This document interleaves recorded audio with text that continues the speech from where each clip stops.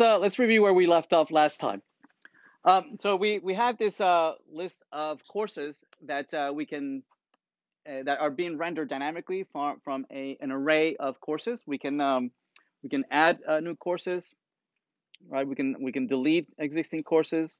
We can toggle between the layout of these courses either as a table or as a grid. We didn't do the grid, and so let's review real quick how we implemented that.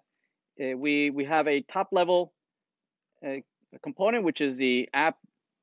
This is the entry point to our application, and the only thing that it does is that it's rendering some other component, right? The course manager component. It stores a state that presumably is the state of the entire application, that has an array of courses, and then it shares this state with two other components. It shares it with a course table component down below, and I believe it also shares it with a grid component down here. There it is, right? It shares both courses. Although the table component renders the courses, I believe the grid component is not doing anything with it. Right? It's not. If we go in there, notice that it's just not doing anything, right? Whereas the table component takes the courses that are being passed to it as an array, as a parameter, right? And then it iterates over it, using LIs, many LIs.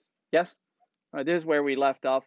We also are passing down to the course table component. We're passing down a reference to an event handler up here called a delete course. We're passing it down because down below, there is in the table component, we have this LI that has a button for you to be able to click and then notify up the chain of command up to the parent, right, to call this delete button, and passes a reference to the course that we want to remove, and then we filter out that course from here. Everybody good? Are you still with me? All right, awesome.